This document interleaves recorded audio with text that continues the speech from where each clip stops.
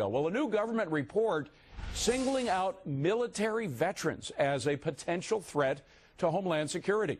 The report claiming returning veterans could be radicalized by right-wing groups to carry out violence and points to Timothy McVeigh as an example. My next guest calls the report an insult to all veterans. Pete Hegseth joins us now. He served in Iraq. Pete, I looked at this report. I thought it was insulting, what it was implying about veterans, because it focuses attention on a very small minority of people within the veteran community. David, that's exactly right. There are a lot of problems with the report, but the fact that it singles out military veterans who, as it quotes, are going to have problems reintegrating into their communities, and they have combat skills, therefore they're apt to be recruited by right-wing extremist groups and commit violence against the community. It's amazing to me. And the example of Timothy McVeigh, that's like saying that Timothy McVeigh representing disgruntled veterans is like Osama bin Laden representing Islam. It's taking the extreme example and saying, look out for these veterans, and it's or like saying, watch out for all doctors because Jack the Ripper might have been a doctor. I mean, you know, that's exactly right. It's nuts. Why do you think they did this, Pete? Because there's something going on here. What is it?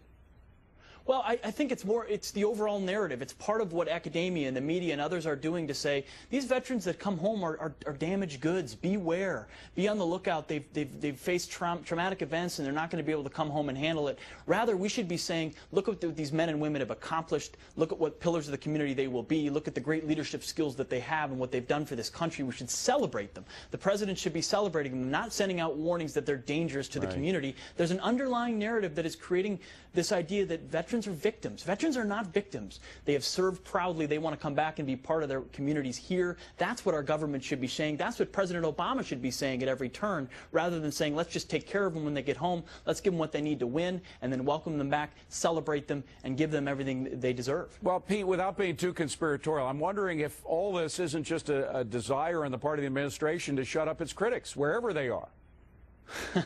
Well, I mean, it's interesting the timing with which this report comes out. Apparently, also, if you have an anti-immigration sticker, if you're pro-life, and if you like guns. If you like guns, they should pull you over because you're apt to right-wing extremism. Well, you know, I hope my parents don't get pulled over tonight. I mean, the reality is it draws way too broad of a spectrum, and it should never focus out veterans. You look at the men and women coming back, incredible, the best of our generation. Oh, the best, absolutely. But I'm wondering how somebody could have read this through. These reports are written and then they're read through by somebody to check their, you know, whether they'll create a political stir. Who could have passed this on? I mean, who could have read this and not thought it would stir people up? Well, this comes from the same Secretary of Homeland Security that now calls suicide bombers man-made disasters. I think there's a little bit of a detachment from reality somewhere in Department of Homeland Security from the threats that we really face. Thankfully, a lot of local communities are refusing to disseminate this to their law enforcement because it's so ridiculous. But there needs to be more vetting clearly at the top of DHS. As many average citizens protest government spending, some veterans are not happy at the government for a different reason tonight. In a new report, the Department of Homeland Security warns that veterans returning from war could become radicalized into right-wing extremists. Really? Vets becoming radicalized right-wing extremists? Joining us live is John Summer, Senior Executive Director for the American Legion. John, radicalized? Right-wing zealots, extremists? Don't believe so. Well, what's the story? I mean, I know you're unglued about this report, and I can understand why. But what's going on? Well, unfortunately, this is a report that has very little evidence. It's not evidence-based report. It has no empirical data, no specific facts, and no documentation. What it does, it singles out returning war veterans as particular threats to the United States. Who wrote this? I mean, who's the idiot? Well, we don't know. I mean, let's get right to the point. I mean, who wrote this stupid thing? We haven't seen a name.